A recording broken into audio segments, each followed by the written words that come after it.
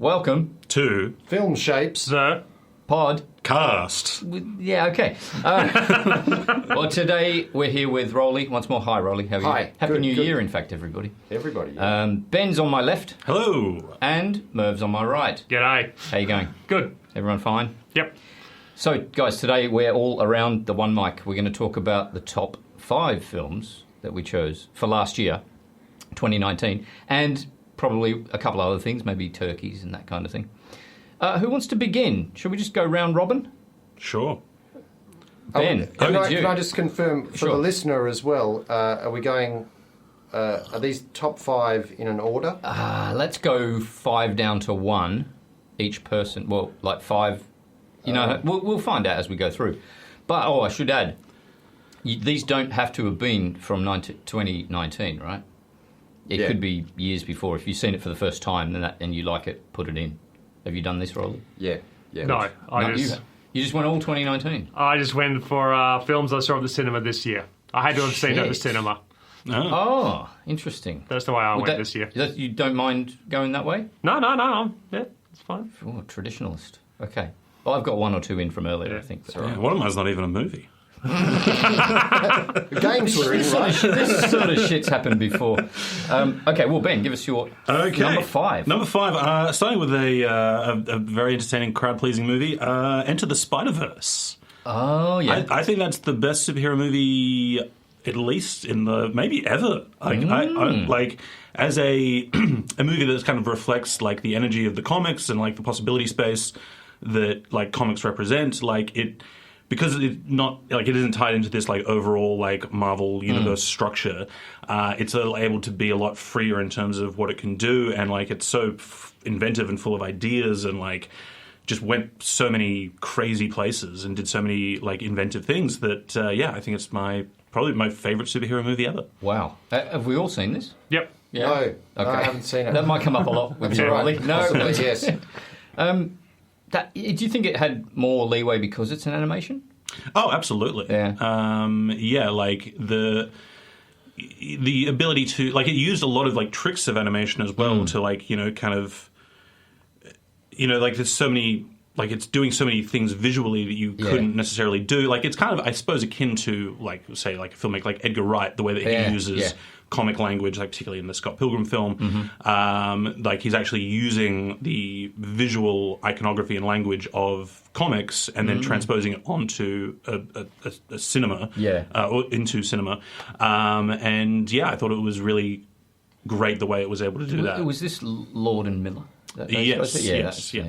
That's pretty good. They did the Meatballs film, didn't they, as well? Cloudy with a Chance of Meatball? I think maybe. So. Yeah, they're pretty good. But like, I guess they're most well known for doing the 21 Jump Street reboot and also, which, a good film for a studio comedy. And what was the other big thing that they did? Oh, well, it doesn't matter. I don't know. All right, that's number 5 from Ben. Number 5, So Roly. my 5, I didn't realise it was going to be in order of the, What? You've just thrown them in all together? 5 good ones that I saw. Okay. But Can you that's reorder all right. as we go? Yeah, we'll try it with this. So I'm going to start with the Scorsese documentary on Bob Dylan, Rolling Thunder Review, a film that did definitely affect me in a strange way that I wasn't expecting. Not your average doco. And I only just found out yesterday that it might even be incorrect to call it a documentary at all. Why? Because some of the main characters in the film are completely fabricated. Oh, really? So the whole the premise of the film is that there's this European director called Stefan van Dorp. Okay. And he was on the tour in 1975, 76 with Dylan and the whole bandwagon. And he shot all this footage and, was going to make a film out of it. Somehow that didn't happen at the time, and he's now given the footage over to Scorsese to make a film after all this time. Anyway, Stefan van Dorp is a fictional character who happens to be a performance artist and Bette Midler's husband. Yeah. What? Strange. And I only found out this yesterday. Like I was completely... So where'd the footage come from then? Well, the footage is real. Okay. So they were making another film at the time Ronaldo and Clara, I think, which really flopped, and it was a kind of semi-fictional film that Dylan had gotten talked into making or wanted to make, and I think it was in cinemas for maybe 3 weeks or something like that. Why did they need to bollocks about this then? Well, this was Scorsese's choice, which I think is interesting, but in the context of Dylan, it makes sense because all through this tour, Dylan is he's getting into a bit of a kabuki stage, and he's white facing. He's wearing and the whole idea of the mask and what's real, who's telling the truth, and this kind of thing. Oh, I see. Okay.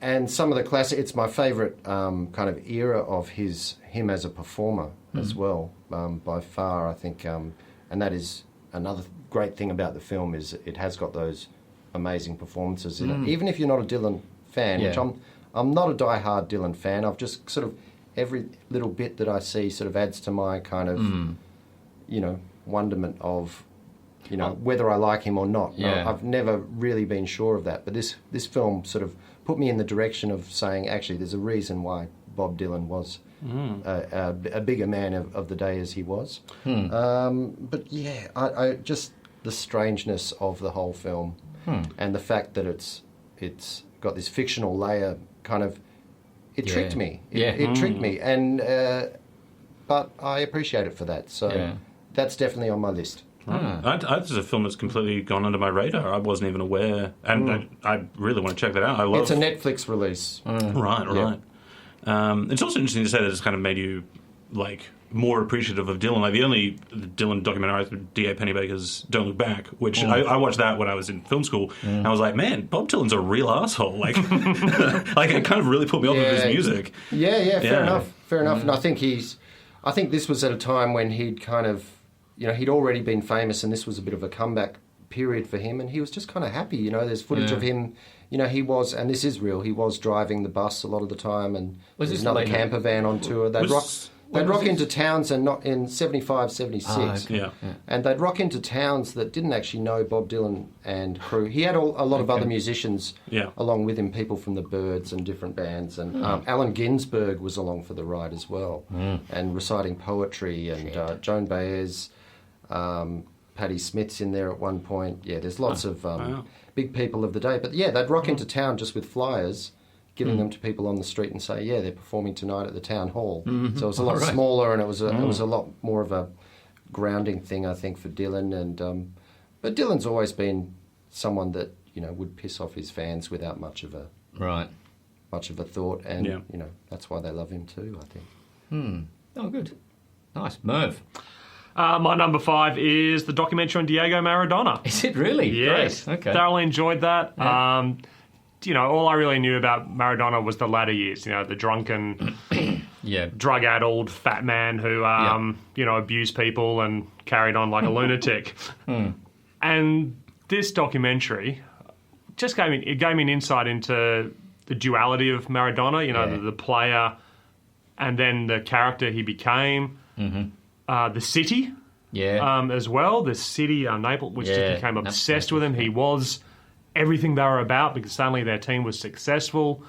It was just a fascinating. I said I didn't realize just listening to him explain how he had to change his game to be successful. And then just the people talk how he's changed and just the way everything turned on him.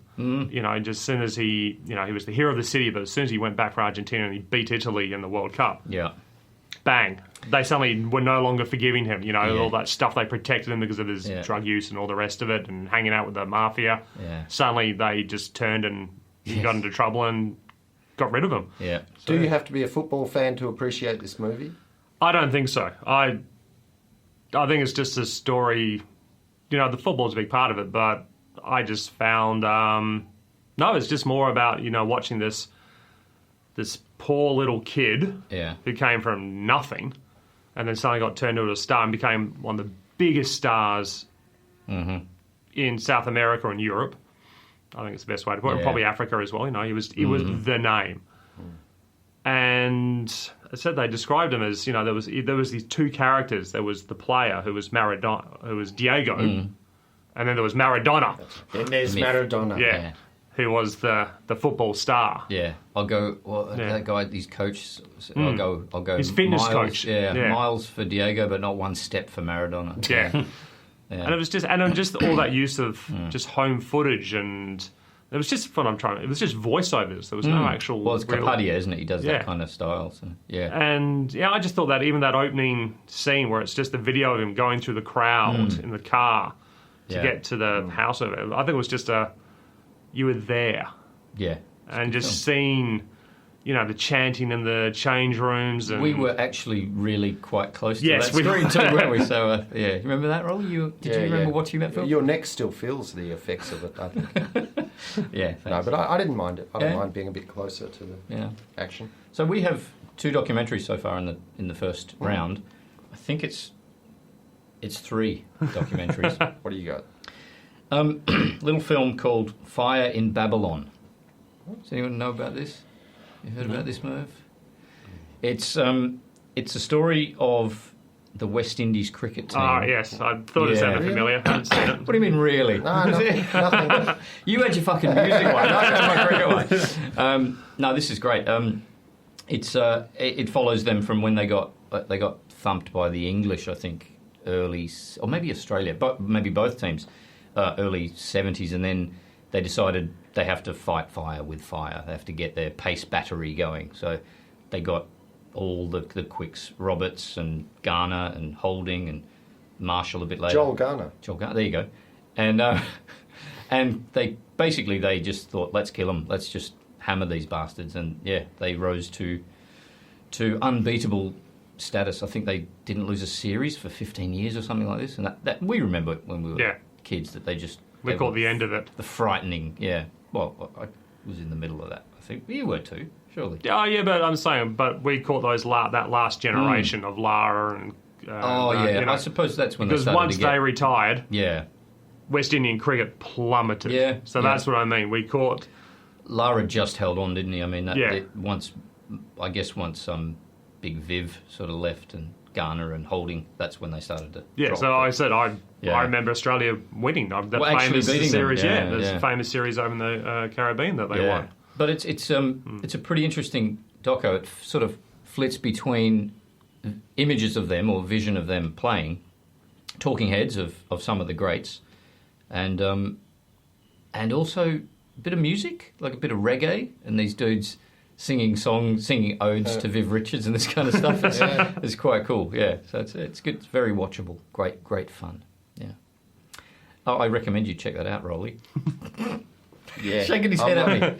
I'm not going to. You're not going to. Fair enough. Oh no, I might. You never know. Yeah. If it's in your top 5, then I'll take it seriously. But it was actually made 2010, so that's the earliest one I've got in my top 5. Number 4. Ben. Okay, this one now that I'm thinking about it, I'm actually not 100% sure that I watched this in 2019. I think I did, but it might have been January. You'll only upset him. 2019. It might have been December 2018. Let's just say it was January. That is Support the Girls, a film by an American filmmaker named Andrew Bialski. Who kind of came up as a mumblecore director, doing very low budget independent films. Probably most well known, I think he did a film called Funny Ha Ha, which international release. But I remember trying to watch it when I was 20 and just bounced right off of it because it was too lo-fi basically.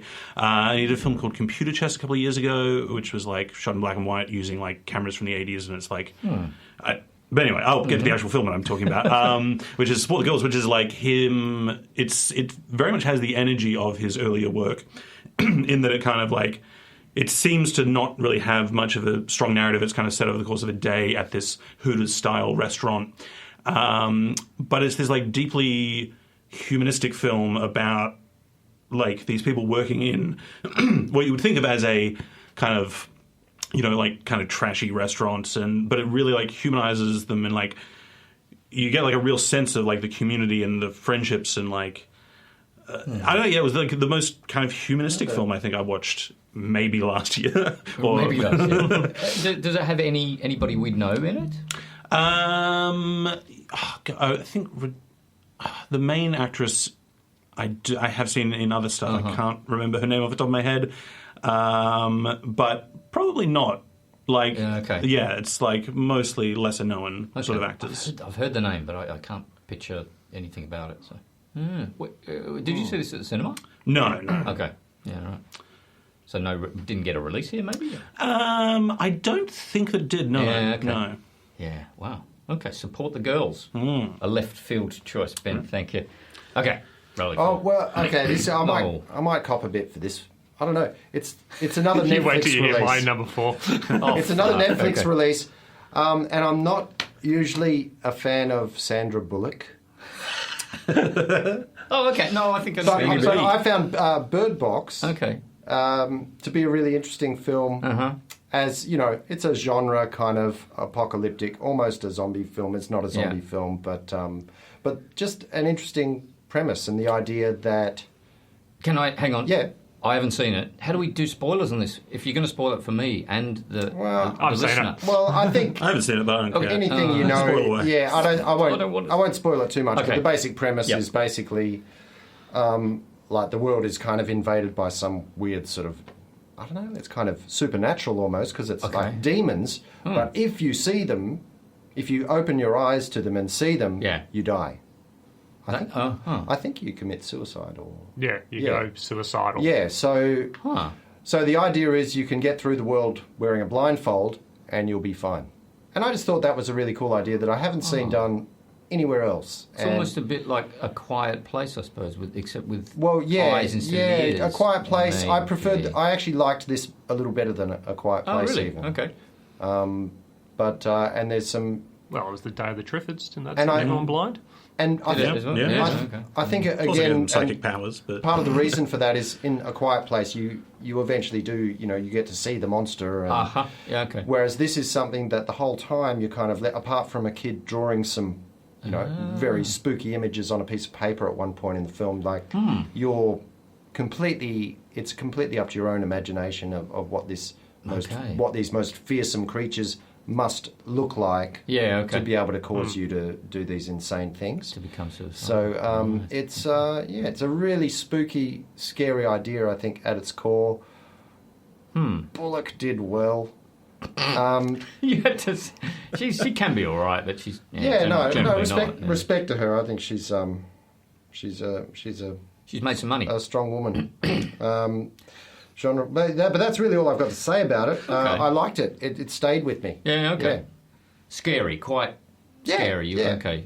Yeah. I definitely didn't fall asleep. Good. All right, nice one. I'll check that out, I reckon. Merv 4. My number 4 actually has a link. Both of these not films starred Rosa Salazar. Who was she? Who was she? Oh, don't fucking... Who was she? She was, I think, the female cop Oh, okay. in the house. Oh, yes. Yep. Okay. I don't care. I'm just dying by this. I've seen it again and thoroughly enjoyed it a second time. Alita Battle Angel. He's leaving. He's leaving. I don't care. I thoroughly enjoyed this film. I came out with a smile. I know it's flawed. The love story in it is just awful. But Rosa Salazar was a kick-ass character in it. I liked the world. It was just, I just really, really enjoyed this film. And I said I've seen it again and still thoroughly enjoyed Number it. 4. What's Number 4. I'm It's not number after, 4 in my top bottom. What do you I'm not talking about films Top that look bottom. good. I came out of that with just thoroughly enjoying it. And, I'm glad you had a good time. I had a gotta say, great I'm time. feeling it. I enjoyed that movie as well. Yeah. It's actually on my list of most okay/fine movies. Okay, It was like really? I went in with very low expectations. It was like, this is fun. Yeah, Haven't seen it. Okay. Avoid. We were in. And what don't you like about it then? Mr. Shade? I think the Salazar's character was horrible. That just freaked me out to start with. I just couldn't look at her. It Like didn't the work. eyes? The eyes, the whole facial stuff. But that's the entire look. Yeah, sure. Christoph Waltz is in it. Yeah. And Jennifer Connelly. All I could think about watching Waltz was, I've seen him in really good things. It was colour by numbers. It was boring. I just couldn't. I enjoyed it. Really? Okay. Well, You're just a joyless man. I don't think we're going to resolve this. No, I don't think No, so. Okay. Well, no, fair I enough. like my trashy films. I remember. Number 4, hey? Shit. Okay. Do you have anything else to say about this? No. Good. Okay. All right, my number 4. Pretty recent, actually. It's Knives Out. Yeah. Missed that. Oh, really? You haven't seen it yet? Yeah, I tried to, but just a little, as I said, exactly. bung up at the moment. Yeah. Well, I won't give much away, but it's a cracking little kind of whodunit. There are other things at play here, but it's also underneath. There's a lot of class divides and immigration and race, a little bit of race. There's a lot of stories behind this story. Benoit Blanc is the character Daniel Craig plays. Another detective, not quite Bondy. You've seen this? No, Ben? I haven't. I really want to. Right, okay. You saw it, Roly? No, not yet. Okay. It's Ryan Johnson. He did Looper. He did Brick. Yeah. He did some other film with Mark Ruffalo, I think, as well, which I've not seen. And, of course, The Last Jedi, which was a bit disappointing for me. But, yeah, this is his best film for my money. It's fantastic. Great fun, lots of laughs. There's the lead is Ana de Armas, a Cuban-Spanish actor, who all throughout, all the rich people in the family that she's sort of working for don't know where she's from. They all tell everybody, yeah, she's a Paraguayan housekeeper, or she's the friend of so-and-so from Brazil. Nobody knows. They obviously just care little about this woman. So it's quite, it's there's a lot going on there. I recommend you see it. It's very good fun. I haven't been so chuffed leaving the cinema this year. I just had a big, stupid grin on my face when I left. Like I did after a litre bath. Shall we move on? Yeah, let's move on. So, Knives Out, number 4. Ben, number 3. Number 3. So, I teased before that one of mine is not actually a movie.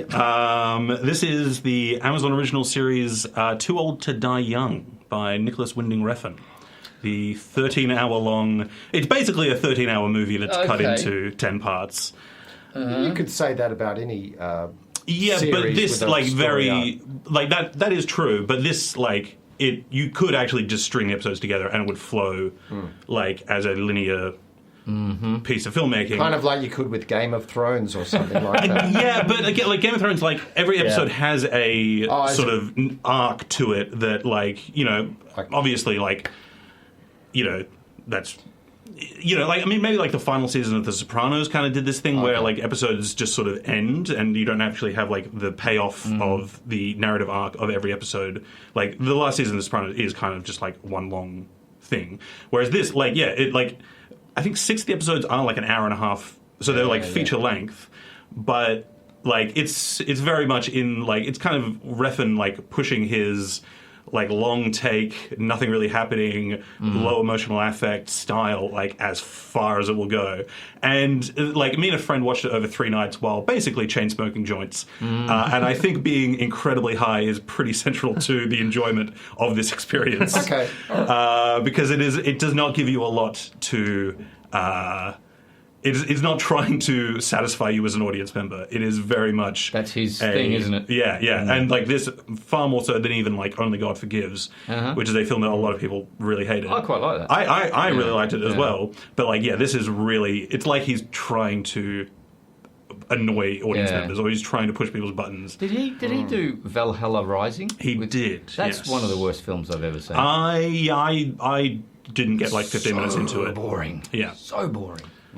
Yeah, but so is there a?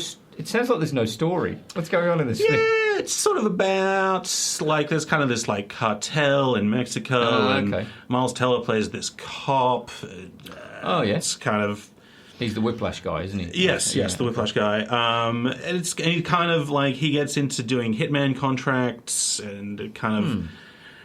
I don't know. There's these kind of 2 different stories that sort of intermesh with each other, but don't really. And then like spoiler alert, Miles Teller's character dies like 8 episodes in, and he just like he was the main character, and then there's like 2 more episodes after he dies that aren't about him at all.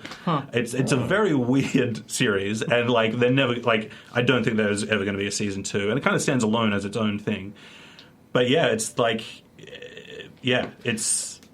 I'm happy to hear this, Ben, but that means you couldn't find an actual film to fill the top 5. Oh no! Look, I've got 6 more films that aren't in my top 5. I can sub another one in if you want. This is the natural state of things at the moment, though. Yeah, that's true. Yeah, because this is a format that is taking over cinema in a lot of ways. So it's only natural that somebody's going to buck the trend here. Happens to be Ben today. I didn't think I didn't because you told me I wasn't allowed to very specifically. Particularly with Netflix chucking money at directors and letting them do whatever they want. That's true. I think there's going to be a few, Okay, so what is it called again? Redefinitions of film. Too Old to Die Young. Too Old to Die Young. Okay, nice. Thank you. Number 3. Okay, I'm going to throw in Once Upon a Time in Hollywood here. Really? My main reasoning behind this, and I'll say, which I've said before, I did not find it a very enjoyable film to watch. It's probably, it's a little bit boring. It's in parts it's a lot misogynistic. There's all sorts of things wrong with it, but it's a skillfully made film that I wanted to talk about after I saw it. Okay. And I was able to talk about it for we did a long periods for that. Yeah. After I saw it, and I think I'm finding that that's something which to me says that I've found a film to be, or that I think a film's important is when I want to talk about it after it, and almost the actual experience of seeing the film becomes a little bit more irrelevant in that case, because I was more interested in discussing Tarantino's motivations for making it. I think it's I think it's maybe his most important film because it is about Hollywood. It's about the art of filmmaking itself, on that level, I enjoyed it. Yeah, it's not in my top 10, but it probably could have been. There are some things I didn't dig about it, but it's not boring, I wouldn't say. I think it's I well found made. the first half of it extremely boring. Really? Just vignette after vignette of meaningless... Yeah, he doesn't have an editor. Little, I mean, he just does what he wants. Doesn't he use the same person all the time, or...? Probably. It's a yes man, anyway. Of course there's an editor, I think, Yeah, but what I mean is... He doesn't take any... I think maybe this was the first film he did with a different editor. Like, I think maybe his editor that he works with, or has worked with, maybe she passed away, really? I think. I'm not 100% sure on that. Maybe he bashed her head against the fireplace 50 billion times. Wow. Yeah, maybe. I feel like we would have heard about that. But, Now, by that I mean he won't negotiate, I don't think, with an editor. It seems like what he wants in it stays in it. Otherwise, we would have had tighter films from him in the past.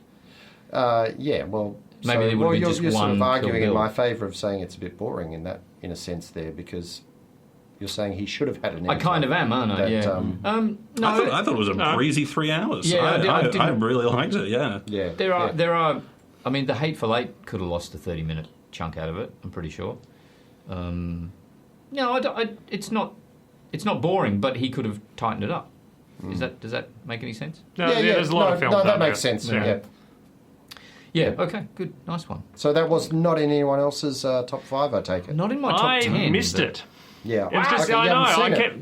Because I kept trying to see it at the cinema, and just Okay. I just completely missed it.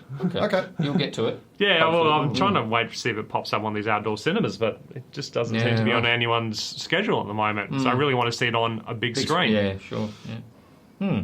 Okay, number 3, Merv. For me, it is Parasite. Number 3, eh? Really enjoyed this film. It was one of 2 Korean films I saw this Can year. I raise a question? What if my next one is Parasite? yeah, my next one is also Parasite. What if it is? Yeah, do we just skip it when we get to it? Oh, I guess you could say why Do we all you dug join it. in? I guess. Yeah. Do we all join in on Parasite now and just get it out of the way? Okay. Yeah. Yeah, but Assuming after Merv, of course. I've got it in my... Go on. Anyway, this was just a great black comedy. It was very different. The other Korean film I saw last year was Burning, which was a very...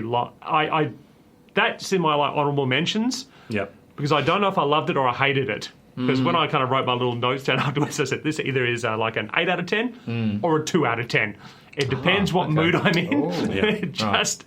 it frustrated me, but I really liked it. But Parasite was funny. Some good little twists in there. Some good metaphors. Yeah, we argued about it. Yes, some of we these, certainly didn't did. A great charismatic cast. And just had a bit of everything in there.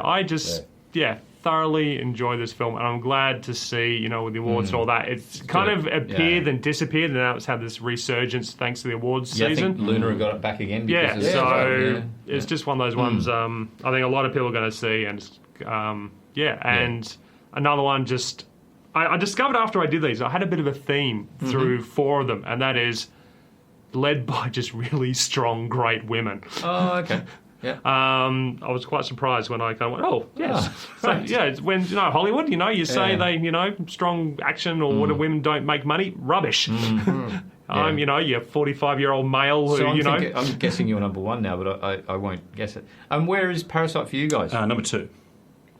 Well, yeah, I'm going to call it number 2. Yeah, it's my number 2 as well, actually. So look at that. Yeah, wow. Shit, number 1's still on the table then. Yeah, I thought it was great. The water thing was fantastic for me. And the rock. Yeah. And the smell.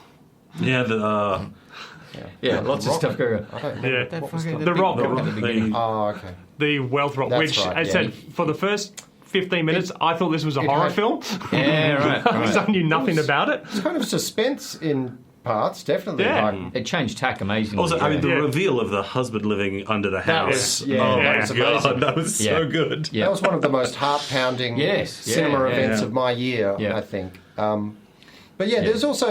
I've found a bit of an indescribable quality to this film, which is always interests me, is what is it about all these different things thrown together in such a way that somehow make it just really, really pleasurable. And I still think that scene where they escape the house and run down the steps to the basically the toilet overflowing. And they're just hiding in the rain. That was a fantastic scene. That's also the scene of the year, I think. Maybe my favourite scene of the year might have been just the shot of the mother like swinging the like hammer and then just throwing it over the fence. And then a couple of seconds later, you get this like window smashing sound. Right.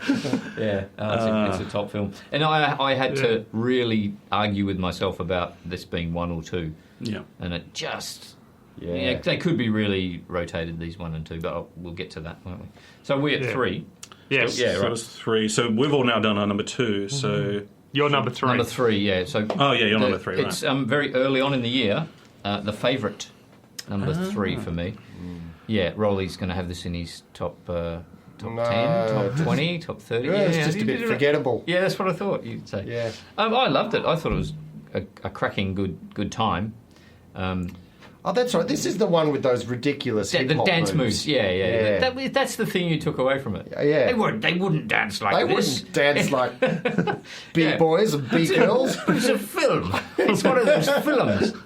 No, I thought it was good fun. Lots of good performances. I like Nicholas Hoult and his weird sort of mannerisms. So he was Pip the Younger or something like that? Somebody like that, yeah.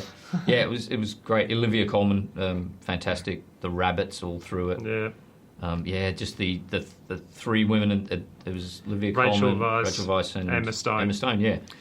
And they had a great little, triangular relationship, I suppose you could call it. Ultimate power dressing from Rachel Weisz. Yeah. Oh, it had a lot. Is it in yours? Oh, okay. Anyway, that's my number 3. Number 2, are we ready for that? So I've already done my number 2. That's Parasite. Parasite For you, Roly. Parasite for me too. So Merv, you're number 2. My number 2 was a film called Ready or Not. Oh, I've heard about this. This was a great little comedy horror film. Okay. It was directed by Matt Bettinelli-Olpin and Tyler Gillett, and it starred Samara Weaving, who is from Home and Away. Oh, it's that film. Yeah. It was one of the funniest, just bonkers films I have seen in a long time. The whole premise is basically it's at this wedding, and the family go, we've got this tradition where we all have to kind of play a game because their families are super rich who made their money through making board games. And she goes, all right. So at midnight she goes in, and it turns out the whole family has to hunt her down and kill her before dawn because they've got a pact with the devil. It's just insane. It was just funny, and, Samara Weaving, she went from, just kind of this, I'm just getting married, I'm happy, into this knocked down, in the wedding dress, covered in blood and dirt, and she's just gone through horrible things. But she still has a sense of humour, in a way, and just, she's great in it, and it's just bonkers. Is this a British? No, it's an American. American, film? Oh, yeah, really? Okay, American. yeah. Who else is in it? Andy McDowell's in it. Adam Brody, I think. Yeah, Brody. Adrian Brody? No, not Adrian Brody. Adam. He's he was in, I think, the OC. Yeah. Never. And just the final scene of her in this torn, blood kind of soaked, wedding dress, just sitting there having a cigarette. Okay. As the house burns. So this is what I've heard people mentioning this in the same breath as Knives Out. Like they'd make a. Is there a big house in this or something? Yeah. Oh, maybe that's the reason. Yeah. Okay. It was. That was another. I just came out laughing my head off, just really? feeling so good that I'd seen it. Number 2. Yeah. Right. Just, okay. It got the cockles warm, Yeah, and I I might check it laughed out. my head off all through it, and it was just insane. It was great fun. You're a bit of a sicko, so you would like that kind of film. So yeah. Okay. Good. I'm one. not actually generally a horror fan, but I do like horror comedy. Yeah. Okay. I don't like your Very specific. I don't like your torture porn ones. No, like your saws and all that. I don't like that. But if there's a sense of humour, like Critters and those sort of ones. I got Gremlins. Okay. Right. I'm talking bad 80s, 80s horror comedies. All right. Good one. So are we now? Two. So Basket Case. Basket Case. That comes to mind. Yeah. Yeah. we're down to number 1. Countdown. Ben. Number 1, okay. My number 1 was Shoplifters. Really? Yes, I love Shoplifters. I thought it was one of the greatest films I've ever seen. I'm going to write that down because I haven't seen it. This is the Japanese. The Hirokazu Koreeda film. It was so amazing the way that it like limits the information that it gives you. So it makes you assume the nature of the relationship between all these characters, and then it slowly, without any kind of ceremony, it just will just outlay a bit of information quite offhand that makes you reframe your understanding of what's going on, how these people are related to one another, and so on. And just such a beautiful portrait of this constructed family and these dynamics and the way these people have kind of fashioned this life for themselves at the fringes of society. It was such a beautiful, powerful movie. Yeah, I've seen this. I agree. I think the only drawback for me was the misery. I just get so miserable. You seen this too? Yeah, I've seen it as well. Well, as someone who's been depressed for a long time, I actually enjoyed the misery. So, Refn, Koreeda, I can see a theme here. Yeah. No, it's really a good film though, isn't it? Yeah. Have you seen Everybody Knows? Nobody Knows, which I have not seen. No. What's Everybody Knows then? Is that the Spanish one, isn't it? Yeah. Yeah, right. Yeah. Okay. Yeah. Yeah, Nobody Knows. That's pretty good too. But again, wow. That's what I haven't watched because it's like, oh no, I don't want to watch a movie about children slowly dying. Yeah. It's not box office. Anyway. But yeah, Shoplifters is a little bit more watchable, I suppose you could say. Yeah. Because I'd seen 2 of his other films in the last few years, and they were a lot more kind of slight, perhaps, a lot more kind of uplifting in a kind of corny way. And then this was just so it has moments of like when they're at the beach and bit of humor. It was really lovely. But then overall, it's just such a brutal film. It is. Yep. Yeah. But it's certainly worth a watch, Roly, if you haven't seen it. Okay. I've written it down. That's Good man. It's on my list. Number 1, Roly. Oh, okay. For my number 1, I'm going to go. It's a film we did a podcast on. Okay. It's a Danish minimalist thriller. Really? Yeah. Wow. Yeah. Called The Guilty. Yeah. Okay. The director's name is Gustav Moller. Yeah. Is that right? Yeah. And really, it's really just the camera is just a very close up of people's faces for the mostly one person's face for the whole film, which makes the performance really important. It makes the screenplay really important, which is great. And again, coming back to one of the other films I was talking about, the film plays out mostly in your mind, and I thought that was just more than just a budget kind of technique. It was it really played to the imagination of the viewer, and I thought it was just the antithesis of a lot of what's going on in film at the moment, and I really enjoyed it on that level. Yeah. And it just forced some imagination, and it was kind of it was quite intense as well at times. Yeah. I don't know. You saw that film as well. Yes. How would you rate that one? It was kind of middling for me. I thought it was better than average, but not. I wouldn't have gone in the top 10. Yeah, no, I think I put it in there because of its difference to a lot of other films out there as well, and it was kind of. Yeah, I mean, it wasn't trying to overstep anything or no. And you're in the police rooms, maybe one room, and then he goes into another for a little bit. It's an emergency dispatch centre, so the reason it works is largely because most of the actors are on the other end of the phone line on the voice, and so the voice performances are really well played. Yeah. Yeah. And there's could be some a radio horrifying play, moments really? as well. It could be a radio play. I mean, I listen to a lot of podcasts, and it kind of reminds me of things on that level as well. So, The Guilty. Yeah, definitely worth seeing. There you go. You guys seen that? No. It's all right. Yeah, it's not bad. Merv, number 1. The Favourite. Is it? Okay. Yes, I really like this film. It was funny. Had good proper ladies swearing their heads off all through, which was, it was just, the set design was great. I really enjoyed the fisheye camera work. And the lighting of it all. Yeah, pretty natural lighting, wasn't it? Yeah, and I thought Rachel Weisz was just fantastic in it. She just was just this tour de force all through it.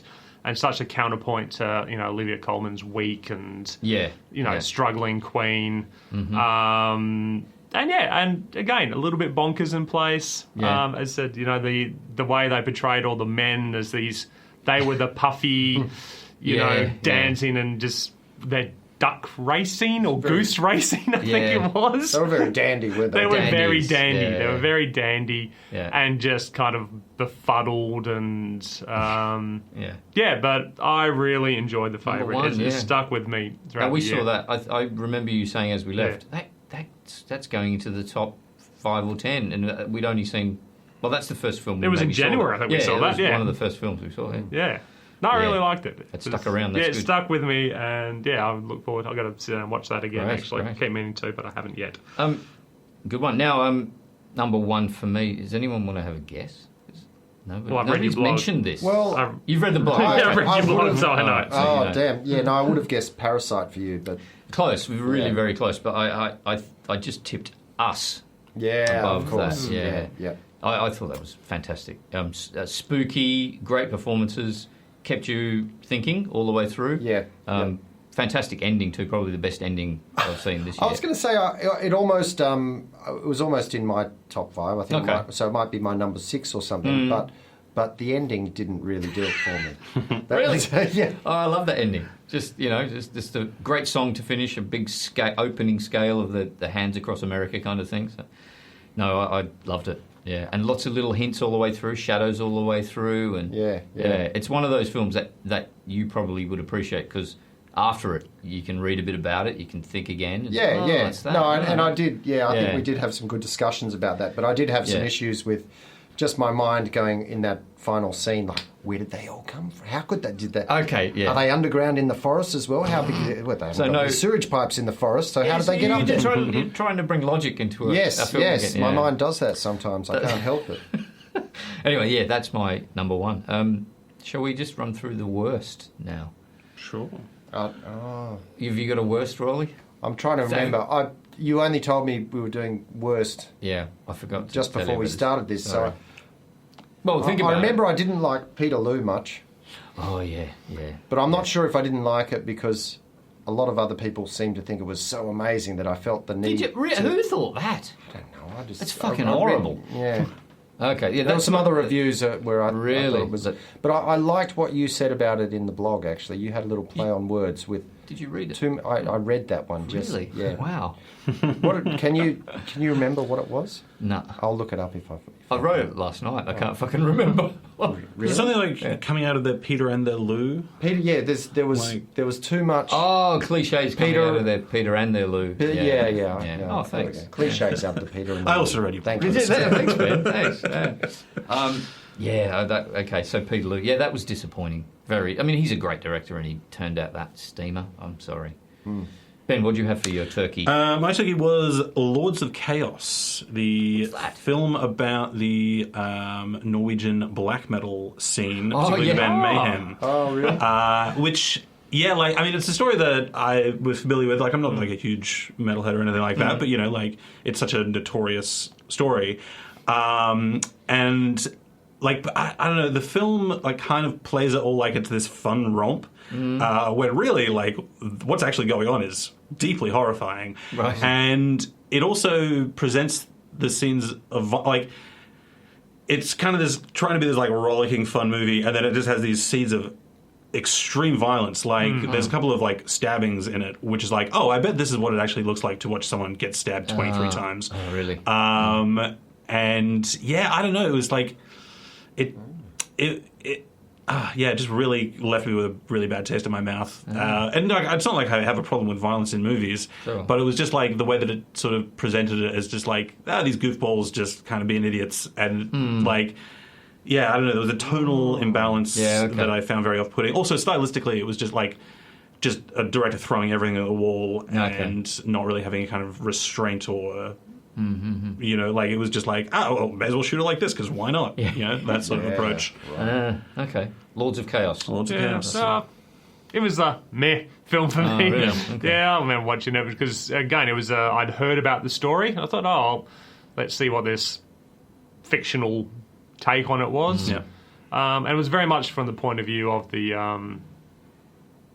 guy, the final guy gets... that gets killed. Yes, that's Kieran Culkin's character? Yes, Kieran. Yeah, I was trying to remember. Yeah, it's kind of flashes in and out, but Is he the one in Succession? Is that Yeah. Kieran? yeah. See, that would have been on my best list if I had been as brave as you were to bring in a series. Succession is amazing. Don't think about it. So, Peterloo for you, Merv? Us.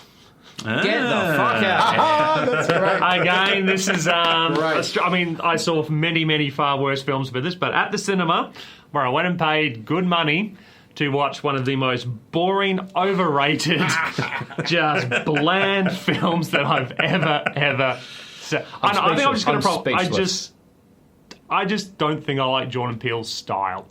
I think You didn't like Get Out either? No, I found Get Out boring as well. Interesting.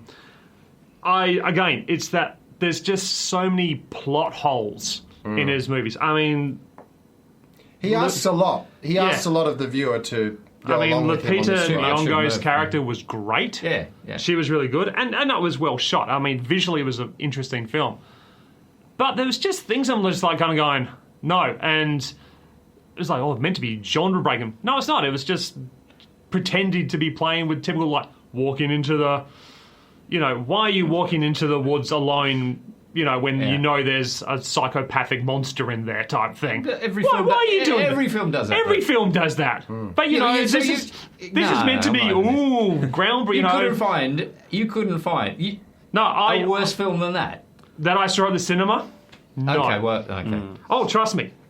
There were other worse. There was, that Steven Soderbergh horrible, terrible film about the basketball industry, which he shot on an iPhone or something on Netflix. Really? I hated that film. We've got arguments to go here. Yeah. I saw worse things on stream, but at the cinema... Because I get a feeling that you might be doing this to wind me up. Well, I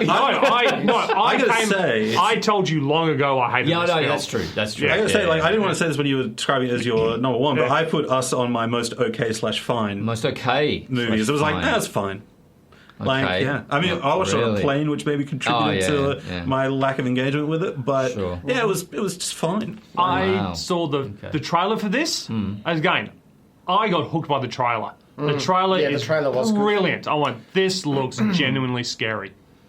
I did not jump once during this film. I don't think it's a scary film, but I said the trailer, maybe really pushed this kind of, because there's the whole thing about the family and it's cut and it's got that. Okay, well, all I'm hearing now is Us worst, Alita Battle Angel. In my top 5. In top 5. I came out of that movie happy. I'm gobsmacked. I came out of Alita Battle Angel happy. I shouldn't be surprised. You do throw some absolute shite at the wall sometimes. I do. Yeah. I love my crappy films. And Alita Battle Angel was not pretending to be anything to but. my mind, in favour of us, this is what makes us a slightly, definitely a better film than you're saying, because it is, polarizes people, which provokes the discussion. So Alita Battle Angel is a piece of cinematic genius. Fucking hell, I'll have to get out the door again. Thanks, Merv. Thanks very much. Book your ticket for next year.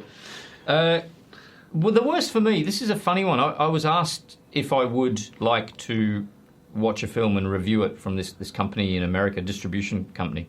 And I said, okay, sure. Remember I talked to you about this? Yeah. And they sent me this link to the screener. It's a Danish animation about losing Christmas or something. It's called Finding Santa. And I thought, should I? Already I don't necessarily want to. It's not for me, really. It's just not the kind of film I'd want to check out. But I did, and I watched it, reviewed it, and really wish kind of I hadn't done it. It was just so weird and odd and not even... Sometimes I watch an animation with the kids and think, that's fairly serviceable, that's good fun. Yeah. Was it pitched at kids, or was it like a... I think it's pitched at kids, but maybe Danish kids have a different sensibility. I don't know. It's very odd. So very naive, and there's a floating angel and there's a pig with I think it's a marzipan pig with a chunk taken out of its arse because someone bit it, and it's fucking weird. It's, so odd.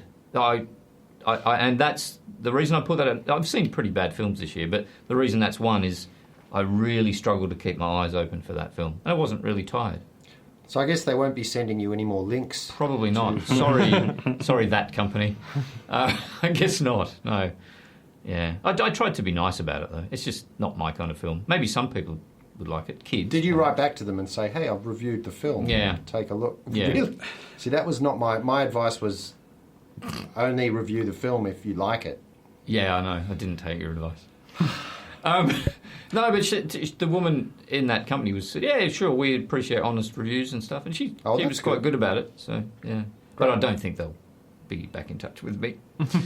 Does anyone have any special mentions for anything this year that they've not? Well, so some of my other categories, the films that I was most ambivalent about, which is like these are the films I'm ambivalent about for different reasons. First of them is Dragged Across Concrete, the Craig Estes film, starring Mel Gibson and Vince Vaughn. Yep. Which, like, he made another film called Brawl on Cell Block 99, I think it was. Yeah, another Vince Vaughn. And, and he's, I think he's a very good filmmaker and very good at, like, directing action.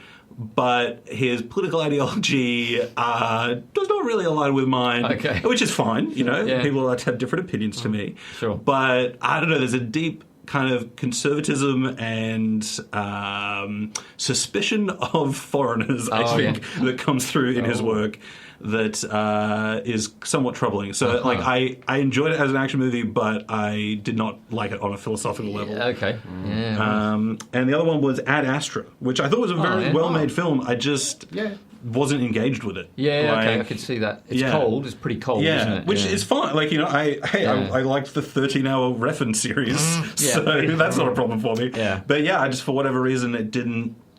I could appreciate it on a technical level and an artistic level, but it just didn't engage me as an audience member. Yeah, I didn't mind that. I saw that in Taiwan, actually, that film. Yeah, it was. I enjoyed it. Yeah. But, I could see how it's a little bit cold, I think, the rounding out my top 10, The Irishman, Endgame, The Sisters Brothers, Merv, Skywalker, and Maradona was in there as well, so... Yeah, some pretty good films this year. I think that my worst list isn't as bad as some other years. I struggled to pick really stinkers out of this year. Peterloo was disappointing. I think you had the Room last year to go with, though, didn't you? Oh, I did, yes. Yeah, and some John Woo film that was shonky as hell. Most of my worst films were basically stuff on Netflix. Was it Bandersnatch, the Black Mirror? Oh, you didn't like Bandersnatch? I hated that. I finished that out of pure spite. Right. I'm just not. I just want passivity when I'm watching a film. I don't want to have to play it. It's like, I don't want a game. It was okay though. It was god awful. Roly, any final thoughts? No. No, literally, quite literally, no. I think I'm done. I think we are done. All right, gentlemen, thank you for coming today. Merv, I'll have words with you later. Thanks very much, guys. See you again. See you later. Bye. Bye.